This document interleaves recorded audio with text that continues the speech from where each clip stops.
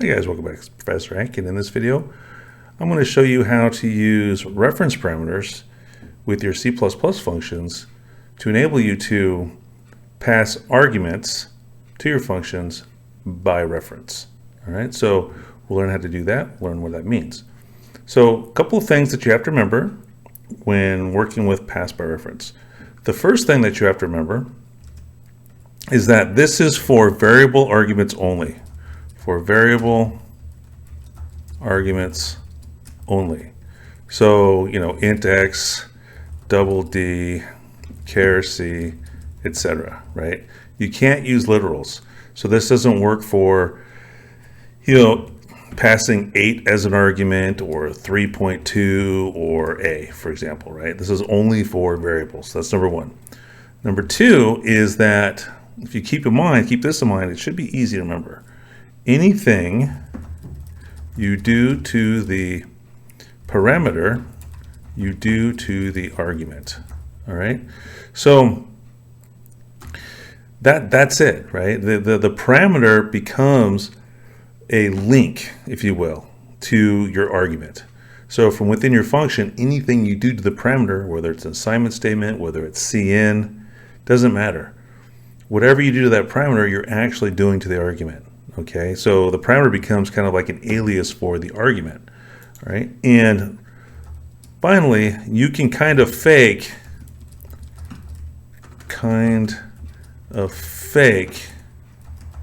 returning multiple values this way. Okay, so I'll show you an example of what we mean. All right, so let's dig into it. So I'll create this function. Start off with a simple example first. We'll call it foo, and what we're going to do is we're going to create the prototype as we did before, but we're going to add something new, right? To designate a reference parameter,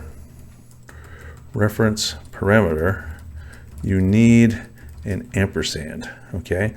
So just like that, right? So by doing that, this function is now using pass by reference. So let's define the function.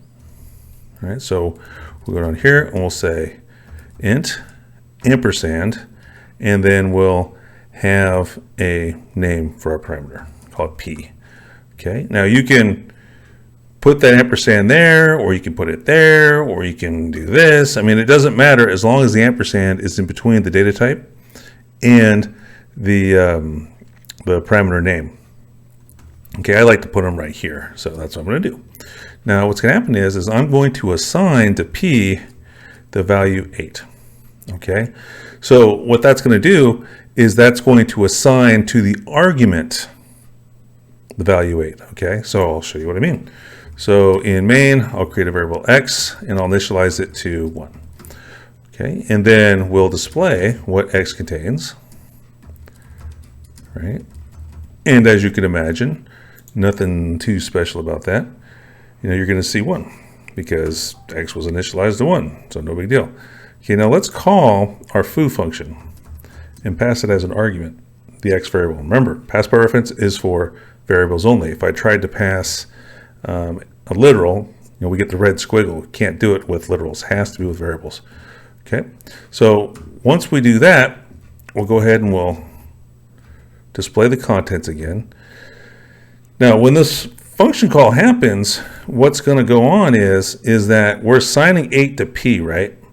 But what that really means is that we're going to be assigning 8 to x, because whatever you do to the parameter, you're actually doing to the argument. So another way of thinking about it is that 8 is going to end up in x through p. Okay? So we're going to assign the 8 to p, but then the 8 goes on its way to x. So it just goes to x via the parameter p. All right, so let's take a look. Okay, so you can see that the first cout statement showed 1, as it should, because x had 1 in it, but as soon as the foo function was done, the next cout statement on line 15 showed 8, because in the function we assigned 8 to p, which means we really assigned it to x. Whatever you do to the parameter, you do to the argument. Okay, so that holds for straight up assignment statements like this, or you could even have a CN statement, right? So, maybe instead of just assigning it 8 directly, we ask the user, enter a number, enter an integer, right? I mean, you could even do an input validation loop in here. I mean, whatever. And then you can just do CNP. Now, what's going to happen? Whatever the user inputs is going to end up in X via P, right? So when I run this, okay, we're going to see that X contains 1, and then I'm going to type in something. So I'll type in what?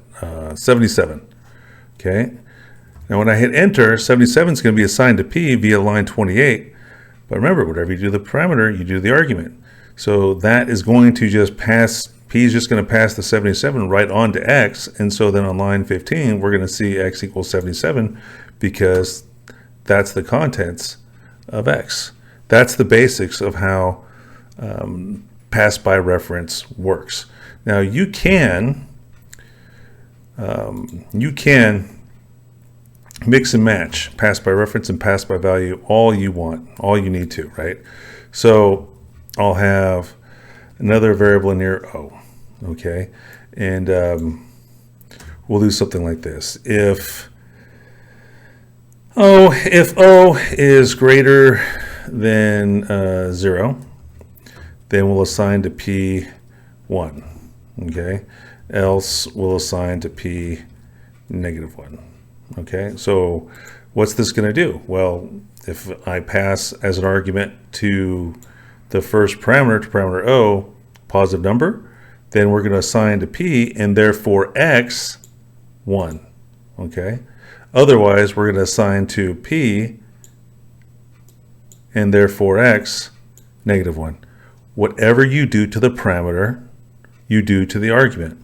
Okay, and this is true for reference parameters, not for regular old pass by value. That doesn't work here because regular pass by value parameters, they're just local variables with a special function. They don't have that special relationship like reference parameters do with their arguments.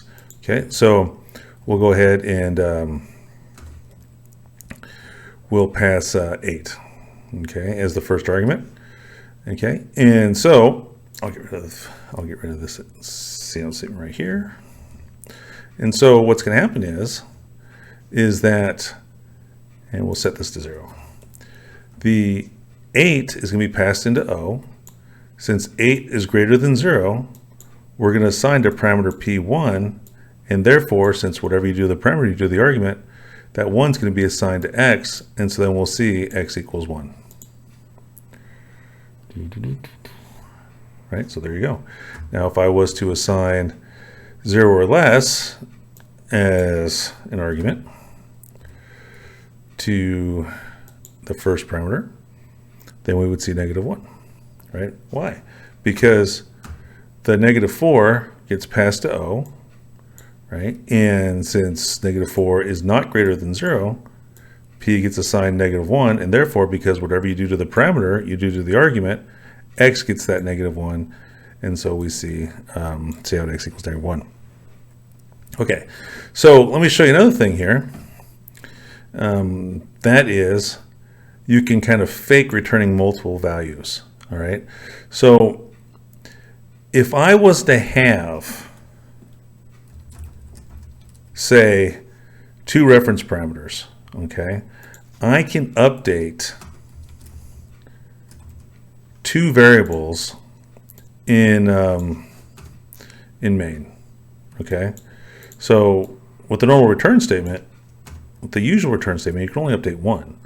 But here I can update 2, right? I can say P equals 1, and I can say Q equals 2, all right? So now I can update both X and Y, okay? So if I pass X and Y to foo,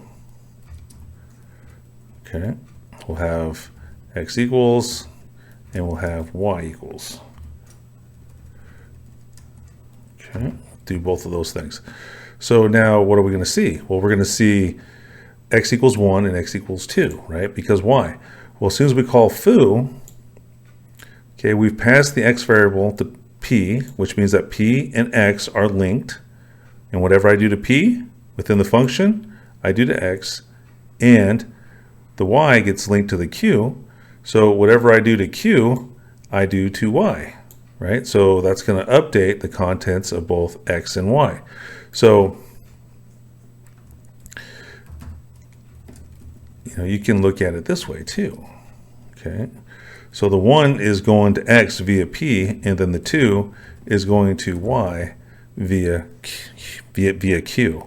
Okay, so let's take a look at that. Okay, so I got 2 values out of the function. Using a regular old return statement wouldn't allow you to do that. But wait, it gets better. Okay, I can still return a value from the function. There's nothing stopping me from doing that. Okay, so no problem. Okay, so int. And so now the 3 will get assigned to a variable which we'll create here in a second. We'll create r. And that's going to go through the return statement and end up in r. Okay, so if I do something like this, if I say r, okay, and then I say r equals foo, okay, and then I see out r equals, right? So now this is as if I was returning 3 values from the function, right? Because the x, the y, and the r are going to all get updated, as opposed to a single return statement, which will only be able to update 1 variable, right? So let's take a look at that. Okay, so there's your 1, your 2, and the 3, right? Because p equals 1, the 1 went through parameter p to get to x, the 2 went through parameter q to get to the y, and then the 3 went through the return statement to get to variable r in main, right? So then when we say out x, y, and r, we see the 1, the 2, and the 3. So that is everything that I wanted to cover in this video. It's not difficult. It's just maybe something you haven't seen before or haven't seen in a while.